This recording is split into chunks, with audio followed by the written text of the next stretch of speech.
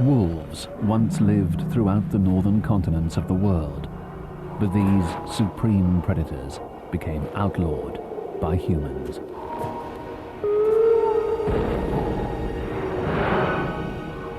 They have suffered centuries of persecution.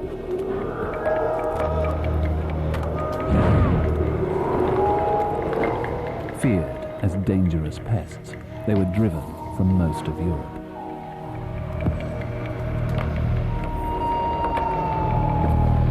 But the wolf is a survivor. It never disappeared from the Baltic states, although it is still hunted here today in Lithuania, Latvia, and Estonia. The wolf's future in the Baltics depends on being understood and accepted by enough people.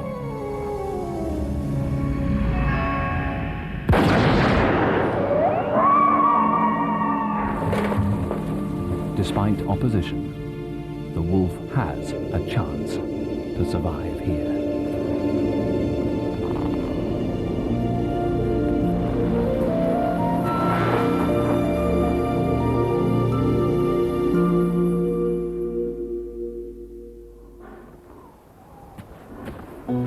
A predator of wild places, the wolf has always found a home in the vast forests of the Baltic states.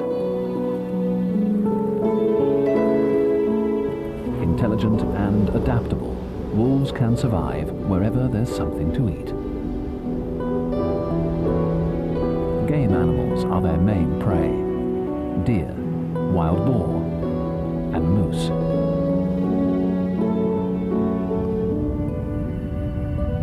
Wolves once lived throughout Europe. But from the 17th to the mid-20th century, they were widely exterminated, surviving only among mountains and in Eastern Europe. Since then, they've begun to hold their own, even bouncing back where given a chance. In the Baltic states, Estonia, Latvia, and Lithuania, wolf numbers have fluctuated wildly in recent years under human influence. Between a third and half of the landscape here is forest, a rich hunting ground for wolves and other large carnivores.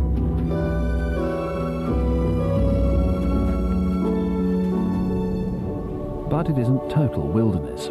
All the animals here live within a few kilometers of human influence, and that can lead to conflict. Wolves hunt the same game animals as people. Although only half the numbers of 5 years ago, around 1,000 wolves live in the Baltic states.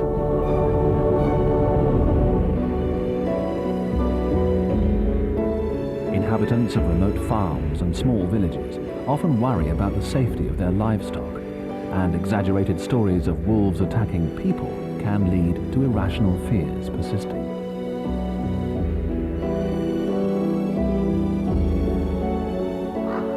Wolves have long struggled to survive here, and a lone wolf whose pack has been killed by hunters may not live long if driven from its old territory.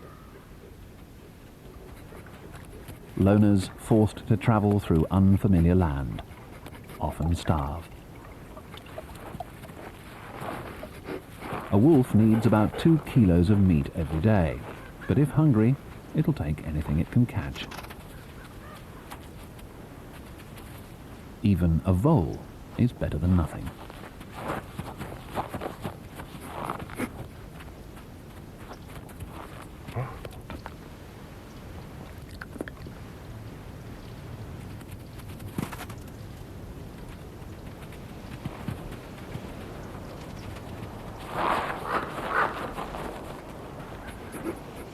A wolf can easily sniff out prey hiding near the surface.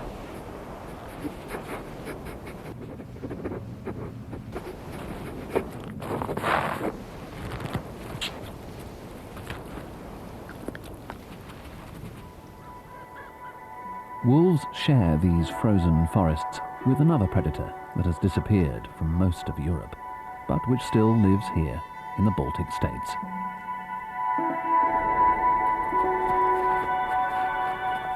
The European lynx.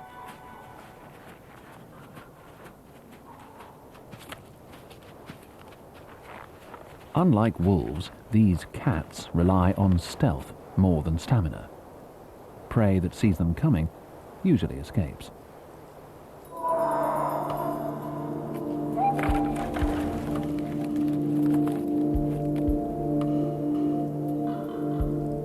But if a lynx can surprise its prey, it's got a chance.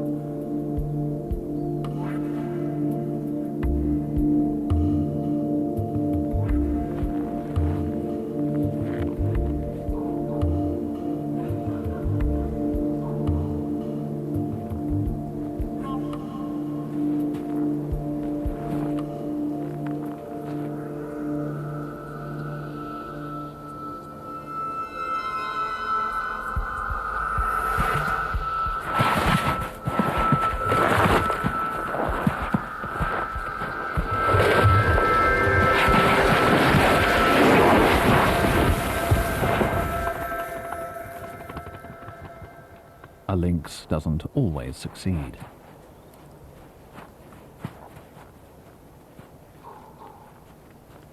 And there's more than starvation threatening hungry predators here. Poachers have always set snares for game animals, but wolves are also at risk. A good nose and a wary nature, though, are usually enough to save them. Snares and traps are becoming outlawed throughout the Baltics, but poachers still use them, and sometimes predators are their target.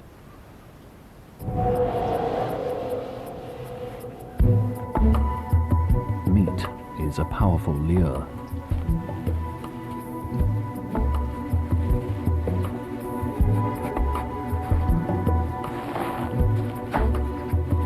But the wolf is cautious and doesn't take the bait immediately.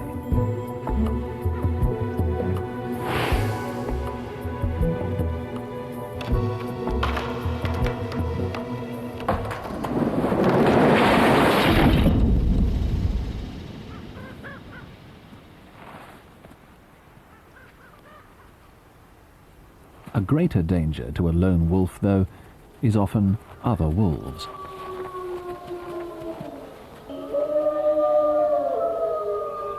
A pack is proclaiming ownership of their territory. This loner will almost certainly be killed if discovered, and moves on. A wolf pack is an extended family, with usually just one breeding pair, the alpha female and the alpha male, and only they get to mate.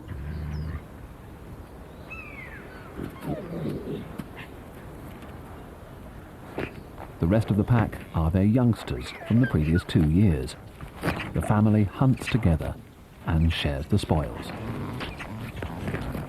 Bigger packs tackle large prey like moose more easily, but because wolves are hunted so heavily in the Baltics, packs of more than 4 or 5 are rare today.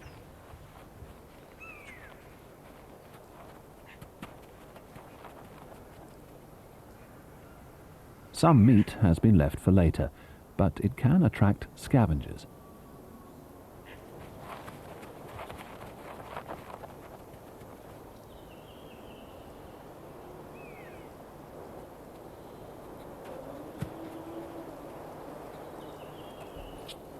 This raccoon dog is a fox-sized carnivore now common in the Baltics. Originally from the far east of Russia, China and Japan, raccoon dogs were introduced to Latvia for their fur in 1948. Since then, many more have been migrating west into all the Baltic states, from Russia and Belarus. They hibernate through the coldest winter periods and emerge on warmer days to seek food.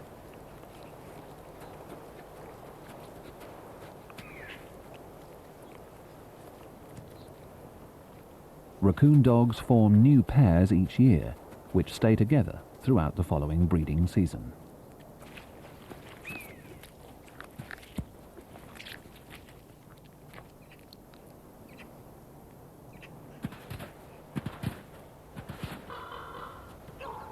The lone wolf is now so hungry it approaches a village. Usually wolves stay well clear of people, But not having a well-stocked wild territory, this one risks a visit in search of food.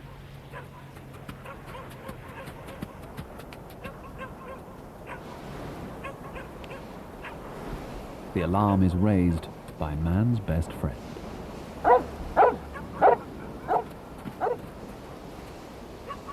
Dogs, the first animals ever to be domesticated, were bred from wolves. Everything we admire in dogs derives from the wolf. Wolves do sometimes attack dogs, but this wolf can smell an easier source of food: the local rubbish dump.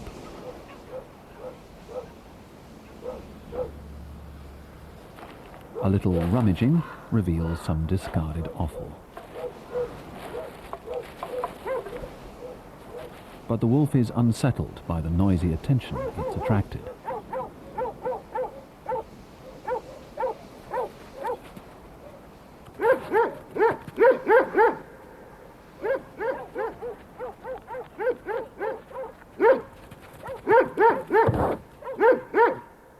Contrary to many beliefs, wolves are very shy of people and hardly ever pose a direct threat.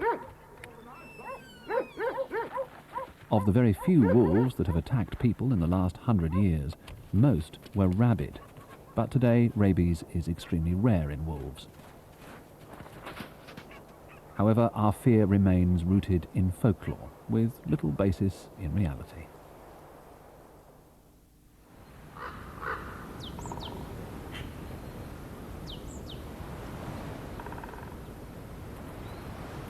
Still hungry the following morning, the lone wolf's life is now in great danger. Wolves are still hunted legally throughout the Baltic states.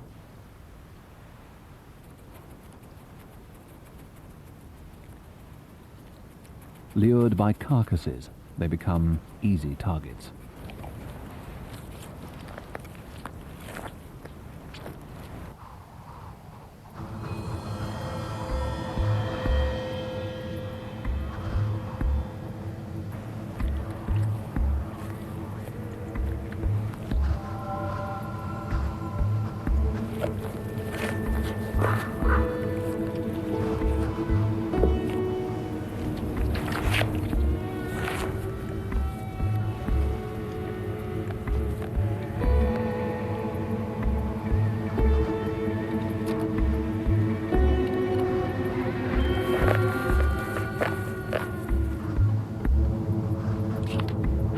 Hundreds of wolves are killed every year in the Baltics, often a third or more of the population.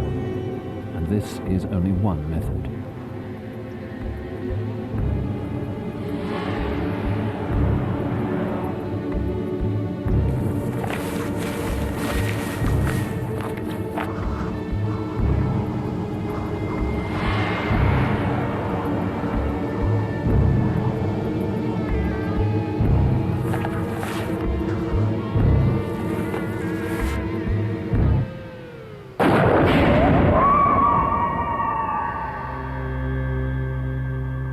Hunters usually justify killing so many by their belief that wolves are constantly entering the Baltic states from the east, from Russia and Belarus.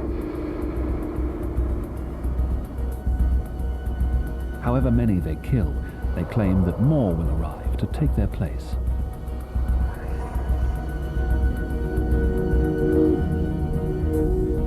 Wolves, they say, cross frozen lakes on Estonia's border with Russia.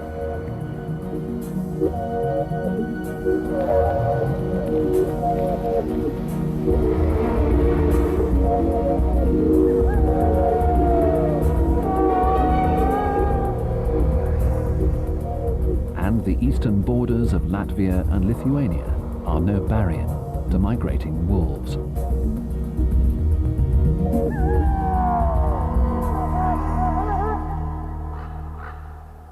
But what's the reality of this story? In recent winters, Estonian and Latvian border guards have been cooperating with scientists to see if wolves are arriving from the east. They patrol the borderlines after new snowfalls, looking for evidence of wolves. Guards have been trained to identify and interpret prints. They can be confusing, since wolves often follow each other's tracks precisely. The records suggest that some 20 wolves at most cross from the east into Estonia and Latvia each winter. It's certainly not the huge invasion that some claim. As winter snow and ice melt away, the killing of wolves declines sharply, since tracking becomes more difficult. The wolf's hunting grounds in the Baltic states are about to reveal the richness that has supported predators and people for millennia.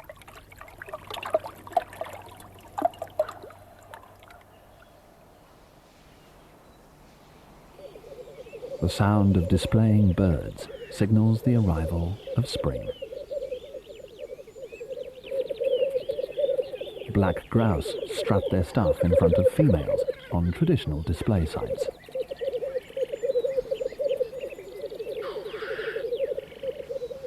Moose emerge from the woods at dawn, while roe deer graze nearby. In the forest, capitulated are courting.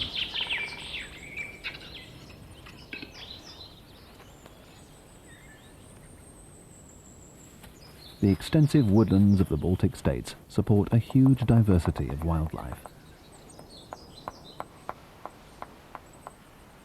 Numerous dead trees provide good feeding and nesting sites for many birds. Some woods are amongst the last remnants of Europe's primeval forests. The flying squirrel, living alongside wolves in Estonia and Latvia, has become a rare emblem of such undisturbed forests.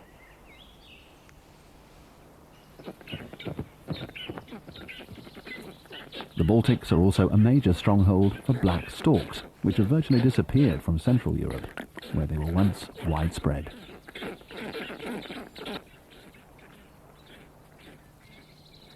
In the same way, wolves have survived in these forests, and they've always had a major influence on the lives of other creatures. Roe deer must stay alert, and smaller predators like weasels run for cover when a wolf is around.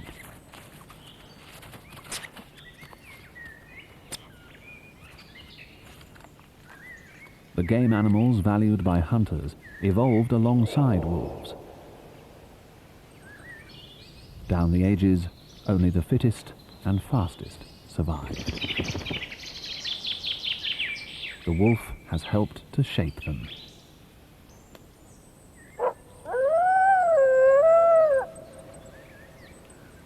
As dusk approaches, the danger from wolves mounts.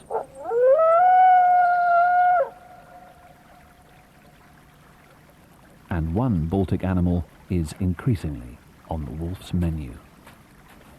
The beaver has recently made a spectacular comeback from near extinction, and wolves often hunt them in swampy forests.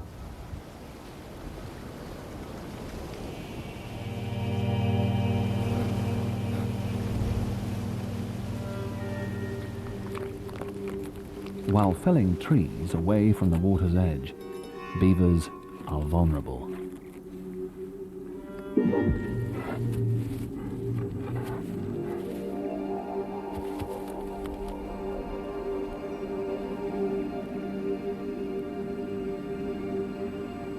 At night, both hunter and hunted rely on their noses.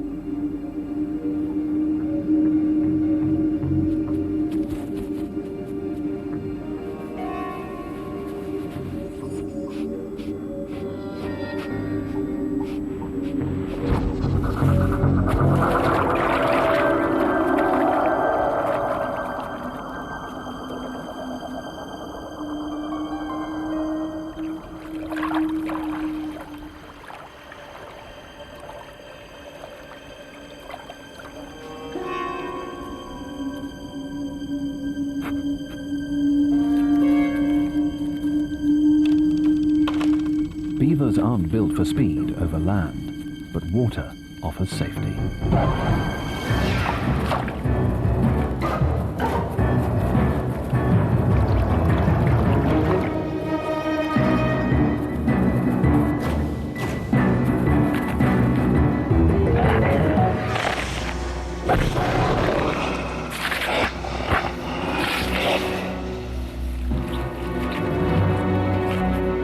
Beavers now make up to a third of the wolf's summer diet in the Baltics.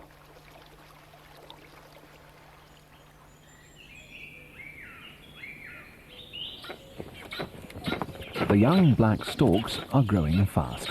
They need to be ready to fly south to Africa with their parents in the autumn. And they're getting plenty to eat.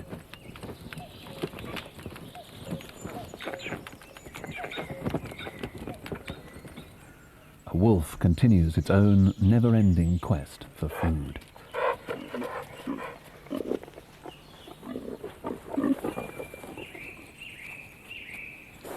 Wild boar are fair game.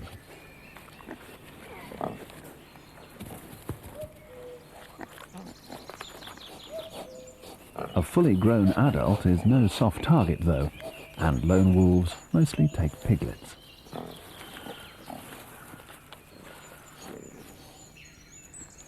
The wolf looks for an easier meal.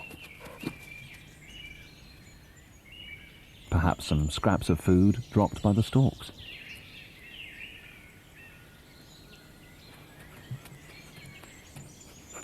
But even this can be hazardous.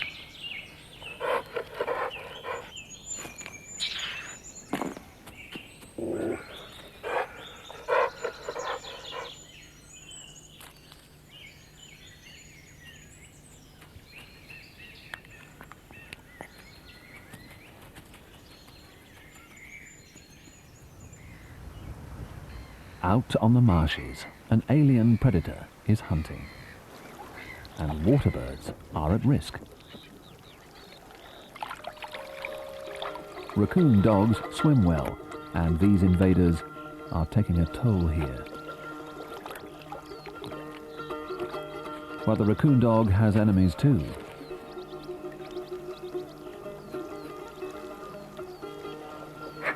A Ural owl calls in alarm, but it's not just a raccoon dog it's seen. A wolf is on the move.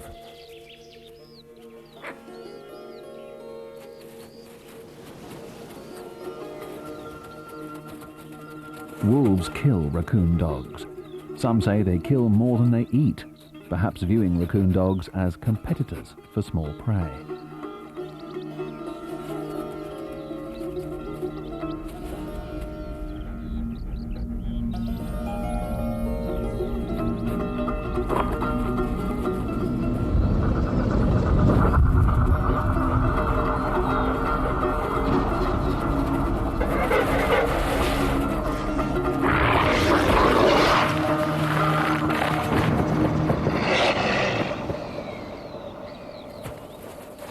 The wolf certainly helps to control raccoon dogs, and that is to the benefit of other wildlife.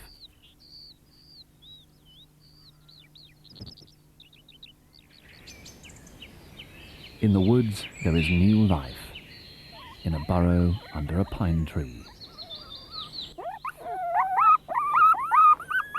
A wolf has given birth to a litter of cubs. They are still blind and rely on mother's milk for food.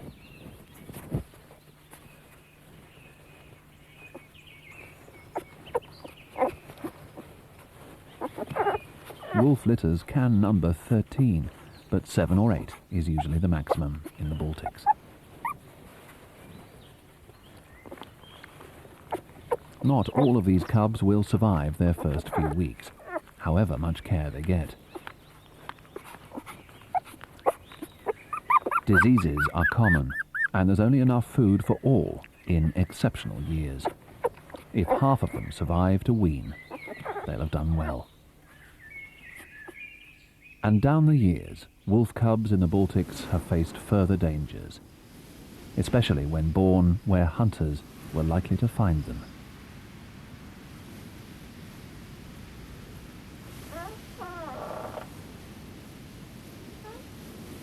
A wolf den, excavated under an old farmhouse by a young female that has lost her mate.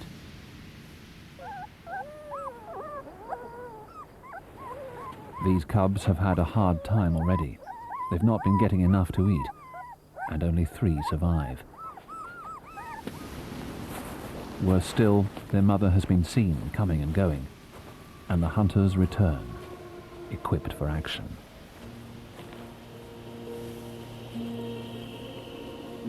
The mother won't risk confronting them and watches from a distance.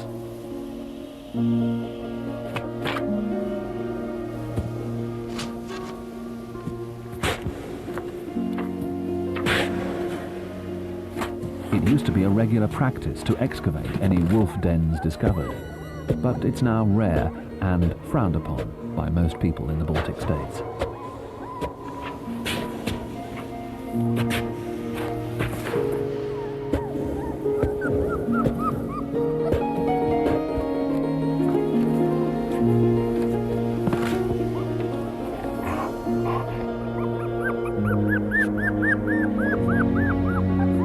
Cubs have sometimes been raised by hunters as unruly pets.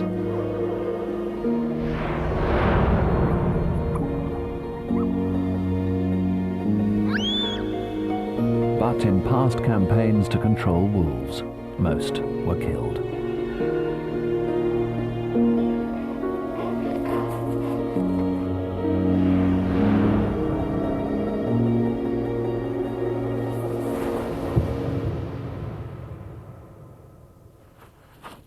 The woodland family, though, are doing well.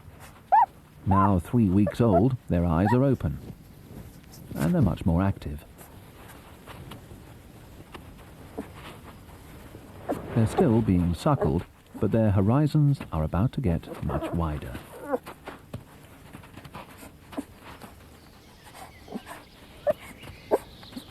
Emerging from their den for the first time, they find a lot to take in.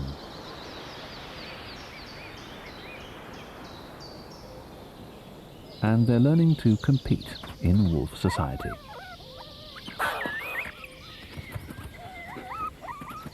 Their mother allows them to explore around the den, but they mustn't go too far.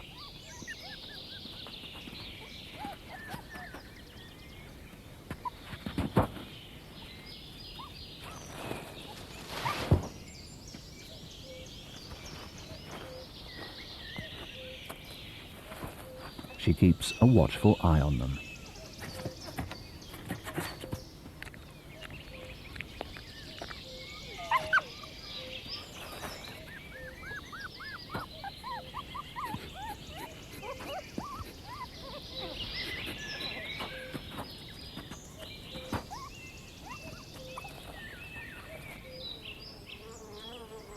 Beyond the wood, a female raccoon dog has caught a nesting duck.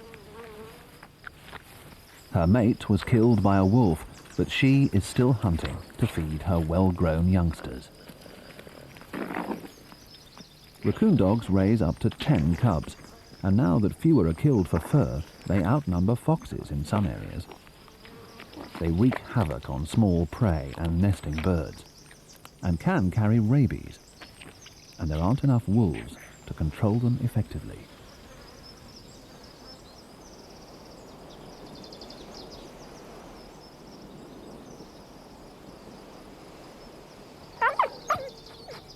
The growing wolf cubs are becoming boisterous. They're learning what to eat.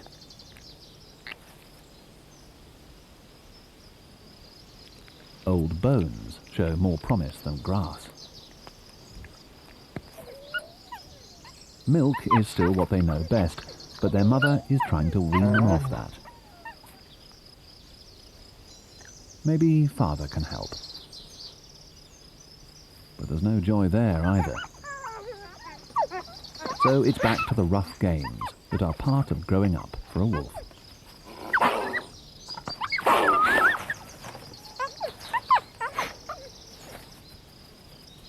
An older sister returns from the forest. Maybe she's brought something of interest.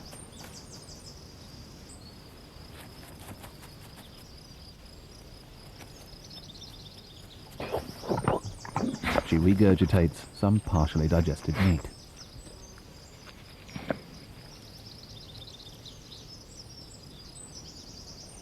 These bite-sized portions are just right for the growing cubs. They're starting to get a taste for meat, and their future survival will depend on their ability to hunt.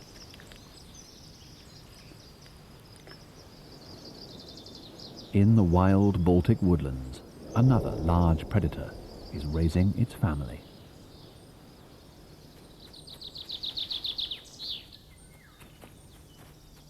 A lynx. Over 1,000 of these elusive cats live in the Baltic states, around a quarter of the European population. Most live in the remotest woods of Estonia and Latvia. Mother returns with a young roe deer, the lynx's staple diet.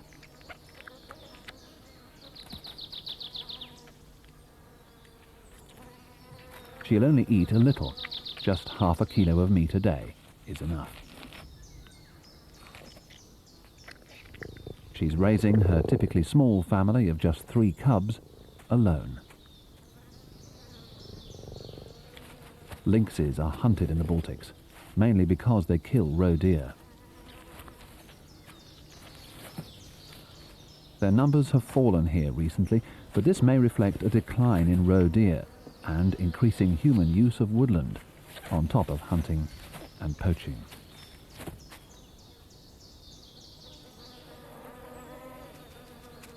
Wolves compete with lynxes for roe deer, but share the same woods, killing a range of larger prey as well.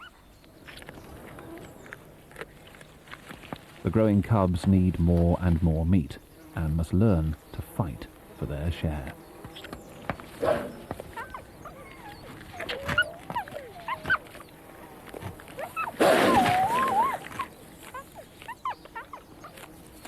The wolf is a very effective hunter, but is only the second largest carnivore here. There's a part-time predator that dwarfs it. This heavyweight raids Estonian oat fields in late summer.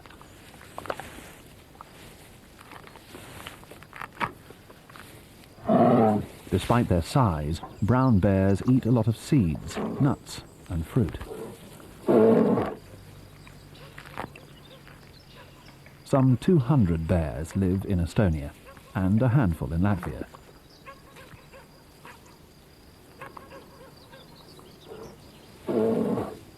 It's not just crops they raid. Bears also have a sweet tooth. The riches in beehives are just too tempting. Bears love honey.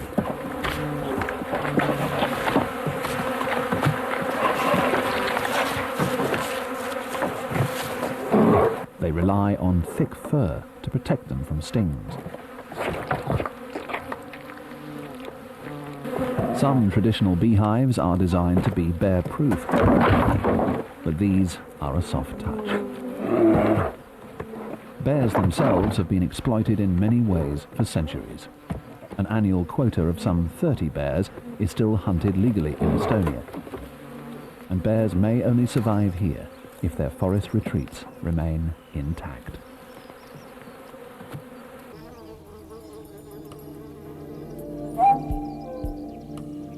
Out on the marshes, a wolf is sleeping.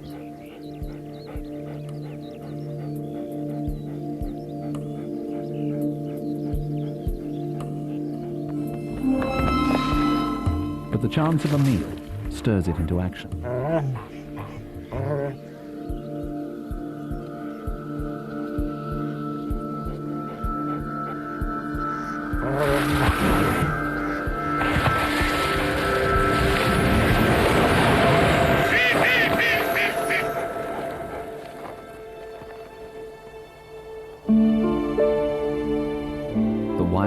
marshes and woods of the Baltics take on the warm glow of autumn.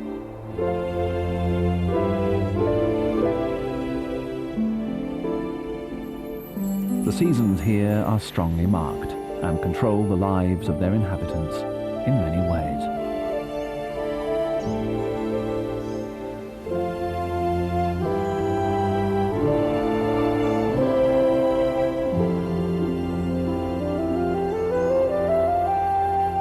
As winter approaches, raccoon dogs are busy searching for food, trying to fatten up ahead of hibernation. They almost double their weight in the autumn, and their fur grows longer and thicker.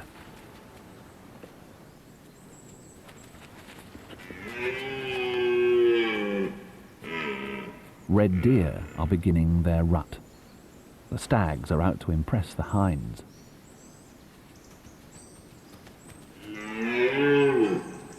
But rutting can make them vulnerable, for this is wolf territory.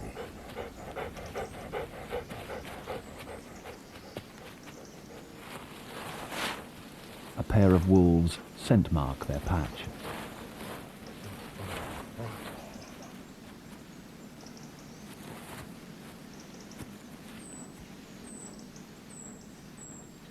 They'll select the weakest target, perhaps a young hind. A healthy stag could defend itself, but not if injured or exhausted. And the odds may change after dark.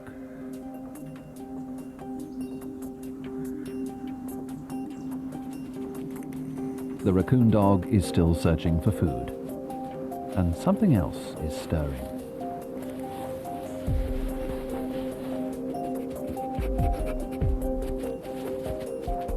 Young pond terrapins are hatching.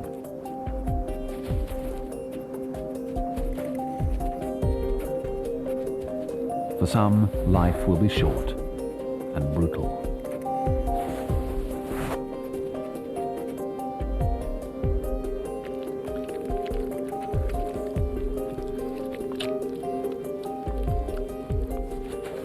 Pond terrapins are extremely rare in Northern Europe, and the tiny population in Lithuania can ill afford this new pressure from introduced raccoon dogs.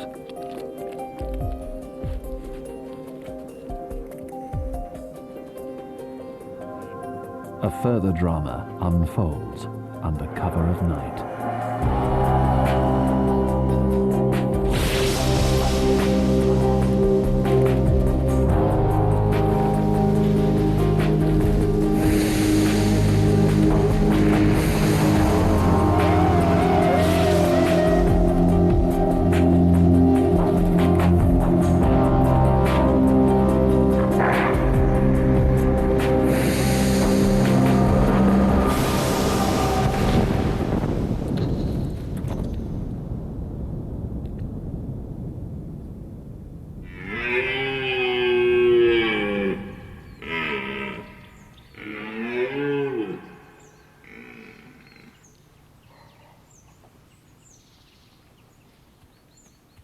Life continues, and the strongest win through. For one stag injured in the rut, the wolves have ended its struggle. Wolves almost exclusively kill wild prey where they find enough, but there's no evidence that wolves alone reduce game populations. Wolf numbers rise when game is plentiful and fall if it isn't. But when game is overhunted by humans, wolves often get the blame for killing a scarce resource. Shortage of wild prey also forces wolves into actions that make them even less popular. An autumn morning reveals grim nocturnal happenings on a farm. Livestock, especially young animals, can make irresistibly easy targets for wolves. It takes a trained eye to be sure that wolves are responsible, when stray dogs are often the culprits. Wolves do attack livestock, especially when accompanied by their young learning to hunt, but the total numbers killed are small. For Baltic farmers, though, the losses can be crippling. Few can afford to insure their animals, and a vet must still confirm the cause of death before payments are made. Fencing or taking livestock in at night could reduce the losses, but wolves are always likely to cause some problems, and this leads to widespread demands for them to be controlled. Throughout the Baltic states, high numbers of wolves just aren't considered acceptable by farmers and hunters, so wolf numbers are controlled.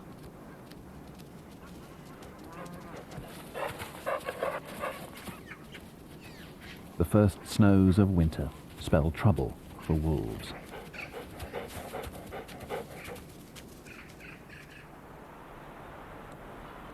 New snow allows hunters to identify recent tracks with certainty, giving them a chance to target wolves.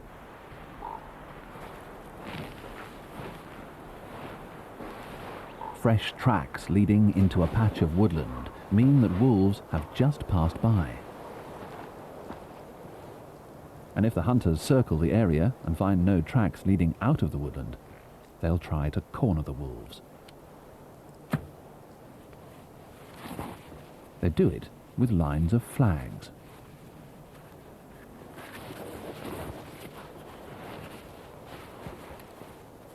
To us, they look festive, but for wolves, this is a party to avoid.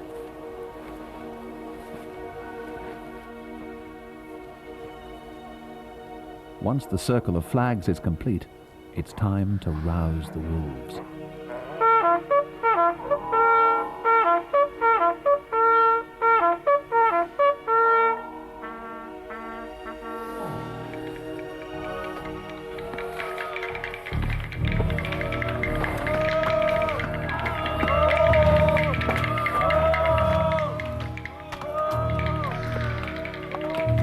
Beaters drive the wolves before them.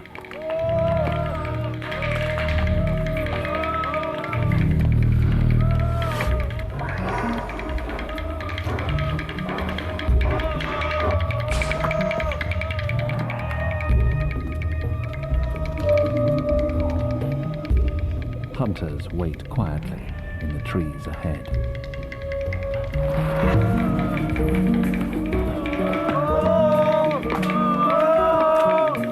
Now the flags come into play.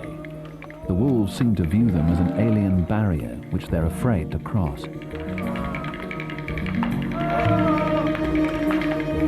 They look for a way out.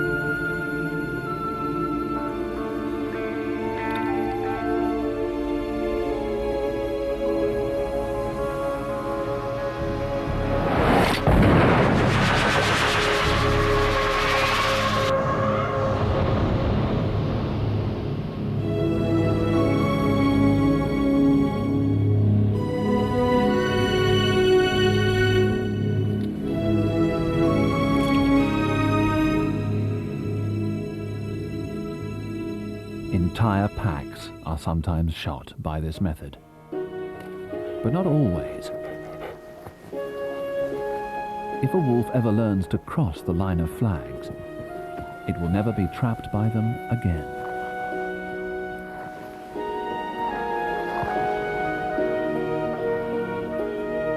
The wolf is a true survivor, and attitudes towards it seem to be changing.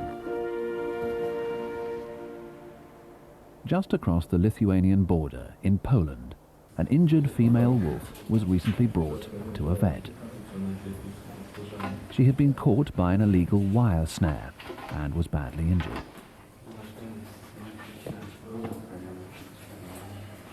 Once she was sedated, the vet was able to operate. Remarkably, 2 hunters brought the wolf in. A few years ago, they would probably have killed her and sold the skin. But they'd recently visited a wolf park with their children and had begun to see the wolf in a new light, and deserving of more than a painful end in a cruel snare. Recent surveys in the Baltic states show that wolves have friends there too. Only a tiny minority would want to exterminate all wolves, and most disapprove of snares and of hunting in the breeding season. The wolf recovered, and 2 weeks later was taken back to the wild.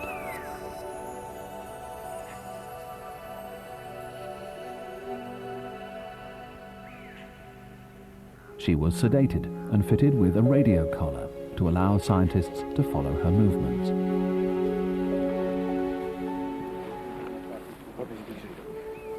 There's still a lot to learn about wolves in the wild.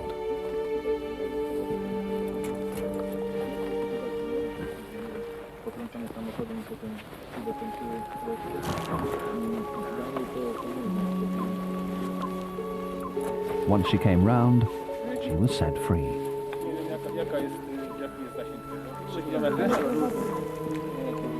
They tracked her for a few weeks, in which time she headed for remote woods, far from people.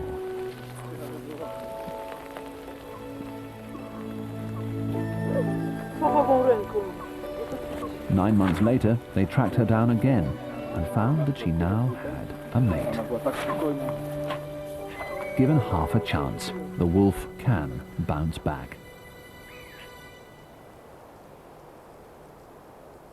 The future of wolves is still uncertain in Europe. And in the Baltics, wolf packs have been so fragmented by hunting that many vast tracts of land support only solitary wolves. But wolves are good at finding new mates.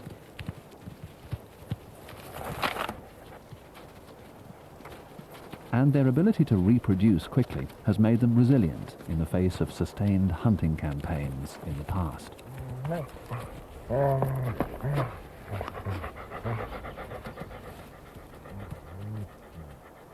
Wolves once had a far greater presence in Europe than they do today. Thousands of years ago, they roamed freely across a wild landscape, hunting in packs for their prey. The great European bison was also widespread, and wolves would have encountered them regularly.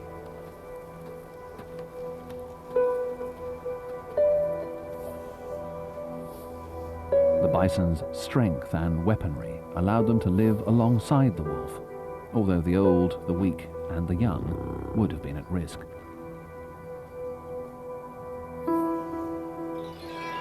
But these huge beasts were driven to the very edge of extinction by human hunters. They survived in captivity, though, and once more roam free. Now wolves and bison confront one another again in the forests of Białowieża in Poland and Pazilii in Lithuania.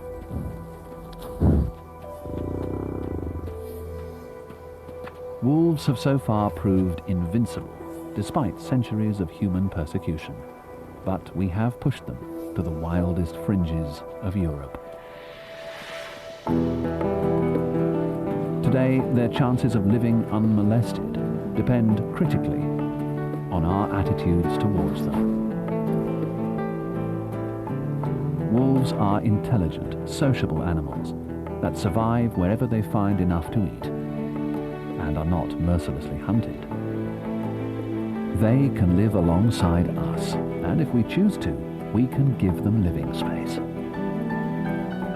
Hunting, though set to continue in the Baltic states, will be more regulated to allow viable populations to survive.